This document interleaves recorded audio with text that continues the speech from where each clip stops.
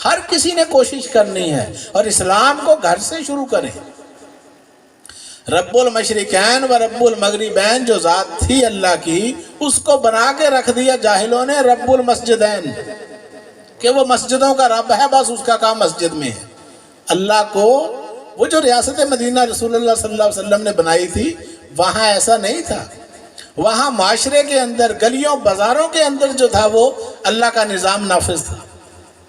تو یہاں پر آپ دیکھ لیں، آپ کے سامنے ہی ہے تماشے جو ہو رہے ہیں، 75 سال ہو گئے اسلام کے نام پر بنایا تھا اس کو۔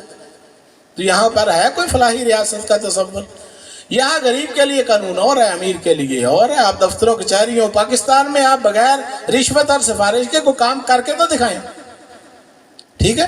اور لکھا ہوتا ہے الراشی والمرتشی کلاہما فی النار، رشوت دینے والا، رشوت لینے والا دونوں جہنمی ہیں، حدیث رسول صلی اللہ علیہ وسلم ہے۔ تو بتاؤ یہ ملک جنتیوں کا ہے کہ جہنمیوں کا ہے؟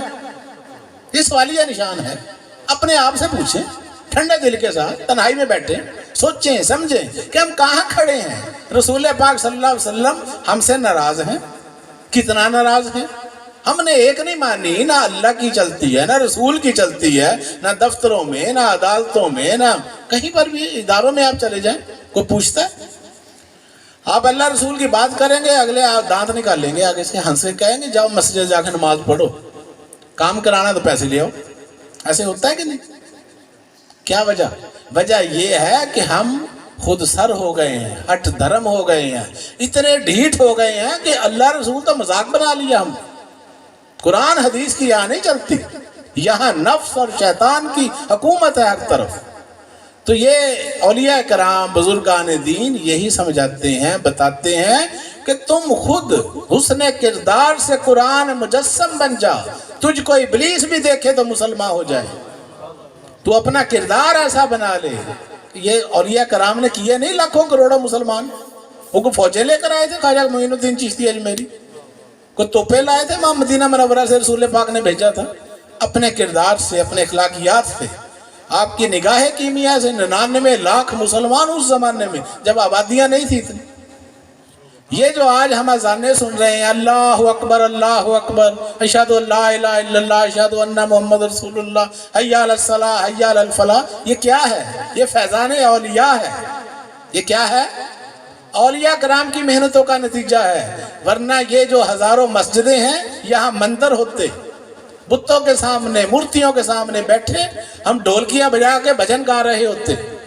یہ قرآن کا فیض، حدیث کا فیض، قال اللہ قال رسول کی صدائیں آ رہی ہیں، یہ اولیاء کاملین کی محنتوں کا نتیجہ ہے۔ یہاں کوئی نبی نہیں آئے، یہاں صحابہ نہیں آئے تھے، اسلام ادھر آیا تھا مدینہ شریف کے اندر، مکہ مدینہ میں، سعودی عرب میں، ادھر اسلام کیسے آیا؟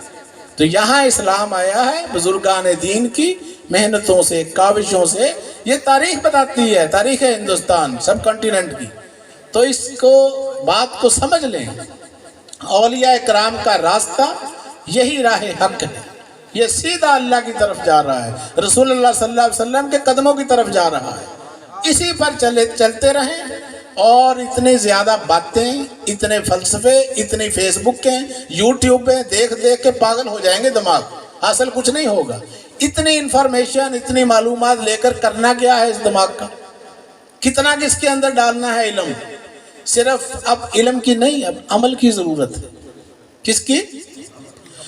عمل سے زندگی بنتی ہے، جنت بھی جہنم بھی۔ جہنم چاہیے تو عمل کرنا پڑے گا آپ کو، عمل کرنے پڑیں گے جہنم والے، اور جنت چاہیے اس کے لیے بھی عمل دونوں کے لیے شرط ہے۔ چاہے جنت چاہیے چاہے جہنم چاہیے، عمل سے زندگی بنتی ہے، جنت بھی جہنم بھی۔ یہ خاکی اپنی فطرت میں نہ نوری ہے نہ ناری ہے۔ ہماری زندگی کھا لیا پی لیا، سو گئے جاگ گئے، شادیاں ہو گئی، بچے پیدا ہو گئے، یہ کوئی انوکھا کام؟ یہ کون سا کمال ہے؟ اور یہ سارے کام تو کتے بھی کر لیتے ہیں، وہ بھی کھاتے ہیں پیتے ہیں، ان کے بھی بچے ہوتے ہیں، تو ہمارے ہو گئے تو پھر کیا ہو گئے؟ جو چیز آپ کو اشرف المخلوقات بناتی ہے اس کو سمجھے۔ لقد خلقنا الانسان فی احسن تقویم، ہم نے انسان کو احسن ترین انداز میں پیدا کیا، مقام احسن تقویم پہ فائز کیا تھا، تو احسن تقویم سے ہم پھر گرے کیوں؟ اللہ خود بتا رہا ہے ثم رددناه اسفل سافلین، پھر میں نے اس کو گھٹیا ترین درجوں میں گرا دیا، پھینک دیا۔ اب اگر دوبارہ عروج حاصل کرنا ہے، بلندی کی طرف جانا ہے، تو پھر محنت درکار ہے، محنت کرنی پڑے گی۔ کیوں کہ یہ اولیاء کرام بزرگان دین جتنے بھی تھے، انہوں نے محنت کی ہے، ریاضتیں کی، مجاہدے کی، عبادتیں کی۔ حضرت شیخ عبد القادر جیلانی رحمۃ اللہ علیہ فرماتے ہیں، غوث اعظم، کہ غار حرا میں نے 12 سال گزارے۔ کتنے؟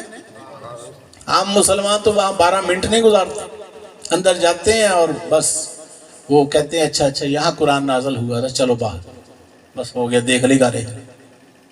تو جیسے ہم نے وہ اپنی مسلمانی کا معیار رکھا ہوا، یہ اولیاء کرام کا نہیں تھا۔ اب فرماتے ہیں میں نے 12 سال وہاں گزارے، میرے اوپر جو انکشافات ہوئے وہ بیان سے باہر، جو میرے اوپر راز کھلے مخفی، حقیقتیں آشکار ہوئی۔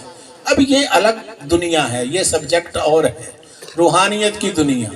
ہمیں تو یہ نفسانیت نے، وہ کہتے ہیں انسان کے لیے کائنات مسخر ہے، ساری کائنات کو انسان نے مسخر کرنا ہے، تو ہم سے تو ایک کچن نہیں مسخر ہو رہا، گھر کا خرچہ، بجلی کا بل یہ نہیں مسخر ہو رہا، اسی نے پاگل کیا ہوا ہے۔ تو ہم نے تو جانا ہے، وہ سبق ملا ہے یہ معراج مصطفیٰ سے مجھے، کہ عالم بشریت کی زد میں ہے گردوں، یہ زمین و آسمان انسان کے تصرفات میں ہے۔ تو وہ صرف باتیں ہی سبحان اللہ بس یا رسول اللہ۔ یہ گئے تھے نبی پاک صلی اللہ علیہ وسلم شب معراج عرشوں پر، اور 1,24,000 نبیوں کی امامت فرمائی تھی مسجد اقصیٰ پہ، پھر اس کے بعد اڑ گئے تھے جبرائیل علیہ السلام کے ساتھ، پھر اوپر آسمانی سفر، پھر سدرۃ المنتہا، کعبہ قوسین اور ادنا مقام، اللہ سے ملاقات، اور پھر اللہ نے تحفہ دیا۔ کتنی نمازیں دی تھی؟ 50 نمازیں اللہ نے تحفہ دیا تھا ہمارے لیے، نبی پاک صلی اللہ علیہ وسلم کو۔ تو وہ پھر حضرت موسیٰ علیہ السلام مل گئے راستے میں، انہوں نے کہا کہ یا رسول اللہ، یا حبیب اللہ، یہ بہت زیادہ ہیں، میری امت پہ 2 فرض تھی وہ بھی نہیں پڑتی تھی، تو آپ واپس تشریف لے جائیں، اس میں کمی کرائیں۔ تو پھر 9 چکر نبی پاک صلی اللہ علیہ وسلم کے لگے۔ کتنے؟ تو پھر کتنی بن گئیں؟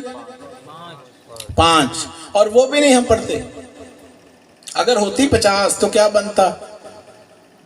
تو یہ جو 5 ملی ہیں نا، اس کے ساتھ جو کچھ ہم کر رہے ہیں، تیرا دل کھڑاوے منڈے کڑیاں تو دلوں نماز نہ نیتی، لوکاں دے دکھلاور کار پج بڑے مسیتی، ارکاں گٹے مل مل دوویں تیرے منوں نہ گئی پلیتی۔ تو دنیا دارا رب دے نال بھی 400 بھی تو کیتی۔ یہ دل کو صاف کرنا ہے۔ لا صلاۃ الا بحضور القلب، حدیث رسول صلی اللہ علیہ وسلم، نہیں ہوتی نماز بغیر حضوری قلب کے۔ یہ حضوری قلب جو ہے یہ کہاں سے ملے گا؟ کون سی دکان سے ملتا ہے؟ کسی جنرل سٹور میں ملتا ہے؟ اور یہ اللہ والوں سے ملتا ہے۔ یہ سارے اولیاء کرام اپنے زمانے کے PhD تھے، علامہ تھے، مولانا تھے، قرآن، حدیث، فقہ، تفسیر، منطق، سارا کچھ ان کو آتا تھا۔ قرآن کے 30 سپارے ان کے اندر ہوتے تھے، رسول اللہ کی ہزاروں حدیثیں بھی یاد ہوتی تھی، لیکن استاد کہتے تھے کہ بھئی ابھی تم ادھورے ہو، کھوکھلے ہو، یہ نہ سمجھ لینا کہ مکمل ہو گئے ہو، یہ دستار بندی یہ تمہاری سند ہے، تم عالم فاضل بن گئے ہو مگر ابھی کامل نہیں بنے، اس کے لیے تمہیں مرشد کامل کی تلاش کرنی پڑی، مرشدوں کی صحبتوں میں جاؤ، وہاں پر خدمت کرو، پھر تمہیں راستے کھلیں گے آگے اللہ تک جانے کے۔ تو یہ اتنا کافی نہیں ہے، یہ تو الفاظ ہیں ہم نے تمہیں سکھا دیے، یہ دین کا ظاہر سکھایا ہے۔ تو دین کا ظاہر صرف کافی نہیں ہوتا۔ اولیاء کرام جو ہیں یہ نبیوں کے وارث ہیں، تو وارث وہ ہوتا ہے جس کے بعد پوری وراثت ہو، آدھی وراثت کا وارث نہیں ہوتا۔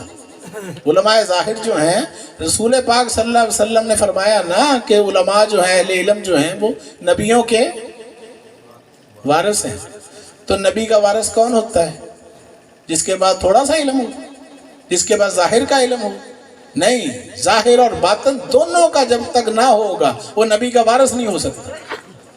ظاہر میں بھی کمپلیٹ ہوگا اور باطن میں بھی مکمل ہوگا، وہ رسول اللہ کا وارث ہوگا حقیقی۔